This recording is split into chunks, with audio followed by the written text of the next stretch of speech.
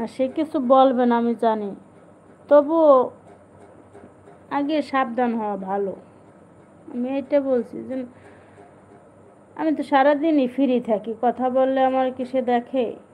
বা সে কিছু বলবে না কথা বললে, ঠিক আছে, কিন্তু সে আসে সারাদিন পর অনেক করে শ্রম করে আসে বাহির থেকে, আসে যদি তার মোটেও সময় না দিই, এটা হয় বলেন?